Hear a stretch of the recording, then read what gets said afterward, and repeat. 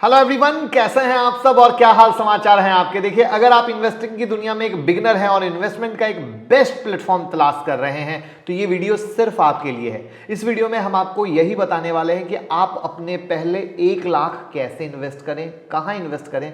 साथ ही साथ हम आपको mutual fund, ETF, index fund और स्टॉक मार्केट में डिफरेंस और सिमिलरिटीज को बताएंगे ताकि आप आसानी से ये डिसीजन ले सकें कि आपको अपना पैसा कहां इन्वेस्ट करना है और कहां आपको कम रेट के साथ बेहतर रिटर्न मिल सकता है।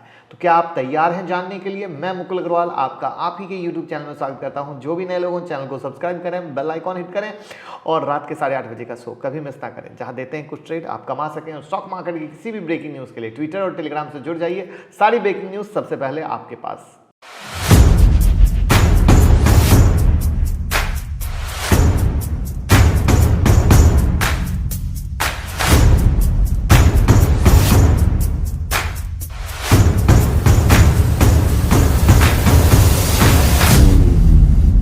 तो वीडियो की शुरुआत करेंगे हम एक चार्ट से। चार्ट पर हमने 6 तरह के पैरामीटर सेट किए हैं जिसकी बेस पर हमने mutual fund, index fund, ETF और स्टॉक मार्केट में डिफरेंस को दिखाने की कोशिश की है।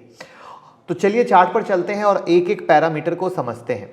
यहां पर mutual fund, index fund, ETF और स्टॉक मार्केट आपको दिख रहा है, जहां पे पैरामीटर है asset portfolio, AC type, risk return ratio, tax return और एक्स्ट्रा चार्जेस। जहां पर म्यूचुअल फंड में हमने गोल्ड, स्टॉक, बॉन्ड जहां पैसे लगा सकते हो, इंडेक्स फंड में स्टॉक, ETF में गोल्ड, स्टॉक और बॉन्ड और स्टॉक मार्केट में स्टॉक।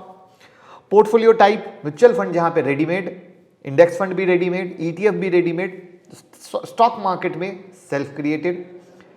वहीं पर म्यूचुअल फंड AMC और डीमेट होता है क्योंकि स्टॉक सिर्फ डीमेट में रहता है। म्यूचुअल फंड में देखिए हाई रिस्क लो रिटर्न है, इंडेक्स में मीडियम रिस्क मीडियम रिटर्न है, ETF में भी मीडियम रिस्क मीडियम रिटर्न है। लेकिन अगर आप स्टॉक देखो तो हाई रिस्क हाई रिटर्न की कैटेगरी में आता है। वहीं पर टैक्स में अगर आप देखोगे म्यूचुअल फंड में लोअर टैक्स लगते हैं, इंडेक्स फंड और ETF में हायर टैक्स लगते हैं और वहीं पर स्टॉक मार्केट में लोअर टैक्स आता है।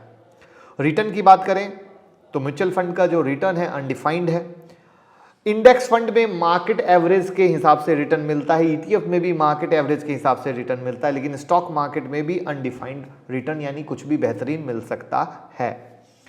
एक्स्ट्रा चार्जेस कहां क्या लगते हैं तो आप देख रहे हो कि MF में एंट्री एग्जिट लोड है, इंडेक्स फंड में एंट्री एग्जिट लोड है, लेकिन ETF और स्टॉक मार्केट में ब्रोकरेज चार्जेस आपको लगते हैं। अब यहां पर हम इन सारे पैरामीटर को 1 बाय 1 देखने समझने की कोशिश करते हैं जिससे आप बहुत आसानी से बिना डरे अपने शुरुआती 1 लाख रुपए का इन्वेस्ट शुरू कर सकते हो। तो पहला पैरामीटर एसेट। जब हम म्यूचुअल फंड में इन्वेस्ट करते हैं तो आपका पैसा स्टॉक मार्केट के साथ साथ गोल्ड और बॉन्ड में भी इन्वेस्ट किया जा सकता है। जिस तरीके से आप स्टॉक मार्केट में इन्वेस्ट करते टाइम अच्छे स्टॉक को सेलेक्ट करते हैं, उसी तरीके से जब आप म्यूचुअल फंड में इन्वेस्ट कर रहे हैं तब आपको कोई भी इन्वेस्ट आपके गोल और रिस्क की क्षमता के आधार पर करते हुए म्यूचुअल फंड चुनना चाहिए। मार्केट में कई तरह के म्यूचुअल फंड हैं। आमतौर पर जो म्यूचुअल फंड है 2 मेन कैटेगरी में बांट सकते हैं, open and mutual fund, close and mutual fund. Open and mutual fund ऐसे फंड्स को बोलते हैं जिसमें टाइम की कोई लिमिटेशन नहीं होती है, यानी आप जब चाहें अपने कैपिटल को रिडीम कर सकते हैं। क्लोज एंड में एक फिक्स टाइम पीरियड होता है जिस तरीके से FD में होता है।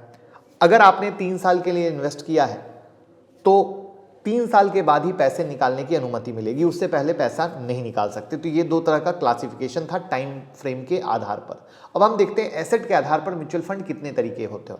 तो सेबी ने एसेट के बेस पर 4 तरीके के म्यूचुअल फंड और उनकी कैटेगरी को डिवाइड किया है। इक्विटी फंड, एसेट के बेस पर हमारी पहली म्यूचुअल फंड कैटेगरी है इक्विटी बेस।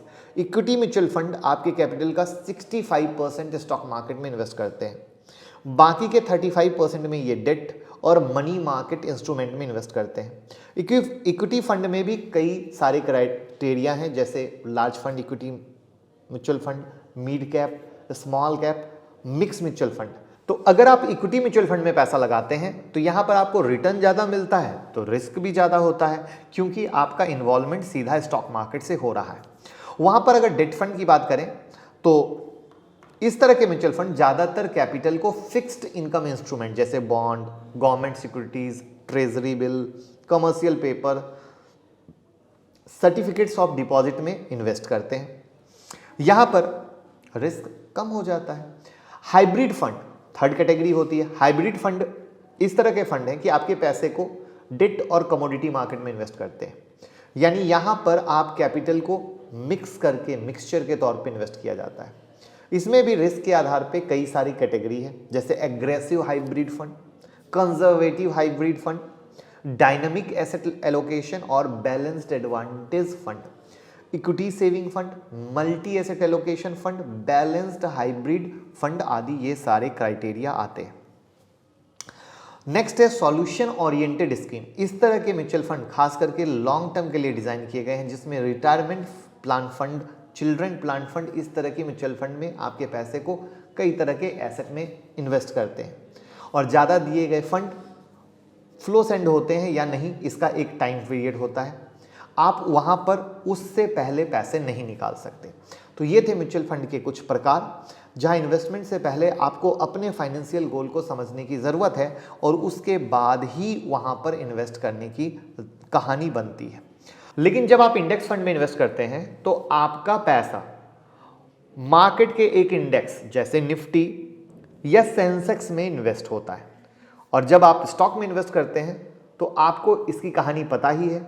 आप जैसे स्टॉक में पैसा लगाएंगे उसका पैसा उस स्टॉक में इन्वेस्ट होता है।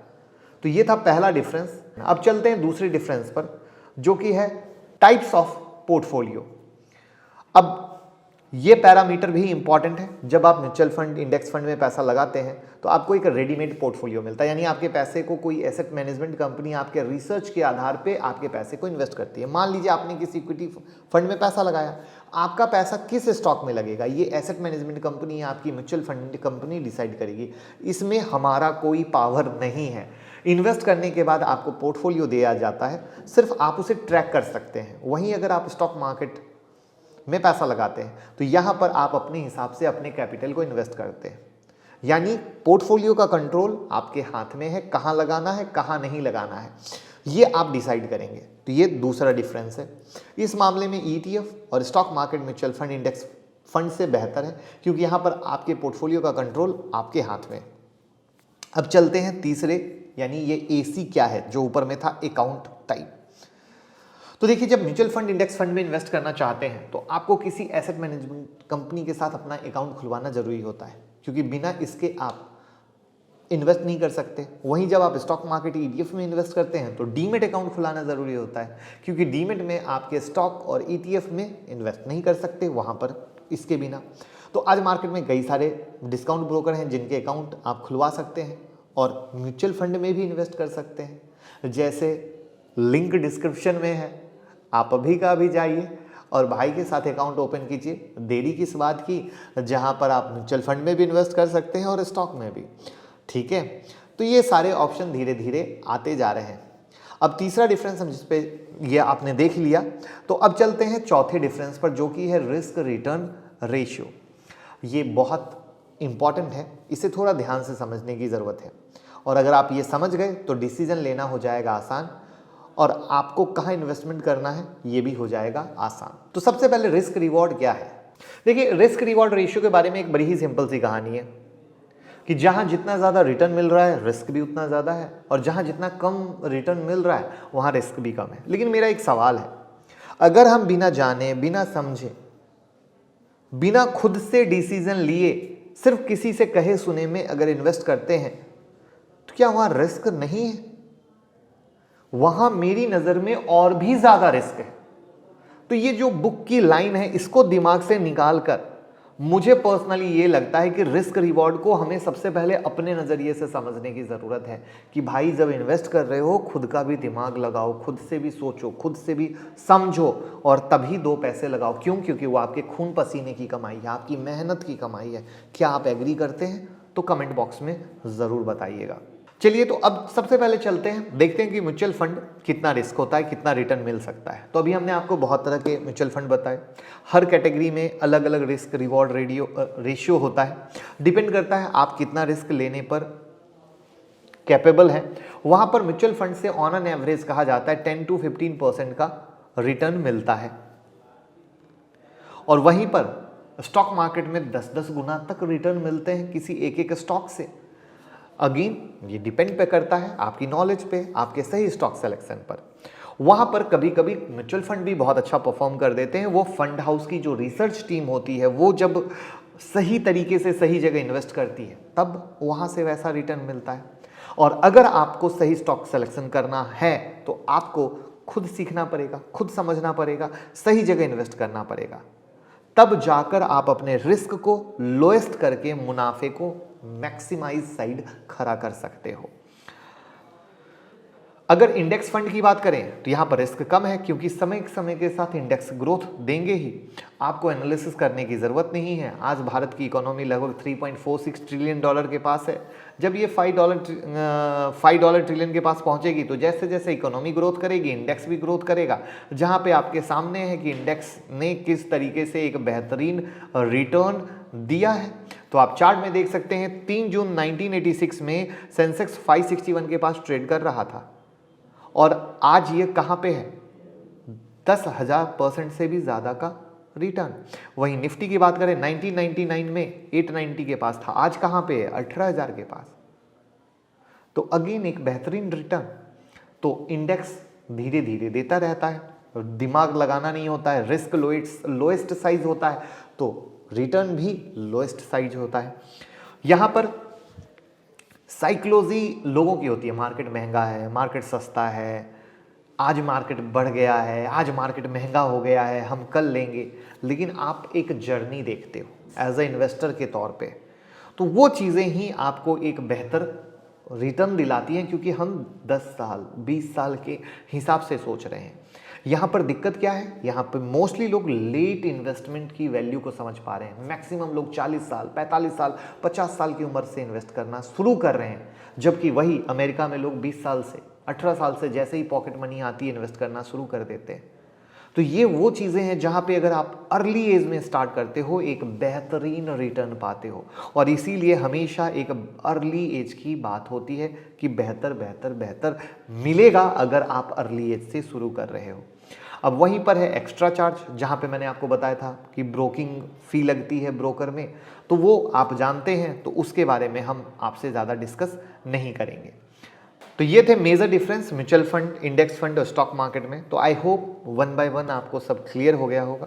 सवाल है कि इन्वेस्टमेंट कहाँ से शुरू करें। जवाब बहुत सिंपल, अगर आप ज़्यादा रिस्क लेने में सक्षम हैं तो स्टॉक मार्केट बेहतरीन ऑप्शन है, क्योंकि आप जहाँ इन्वेस्ट करेंगे पैसा घूम फिर के आना स्टॉक मार्केट में ही है।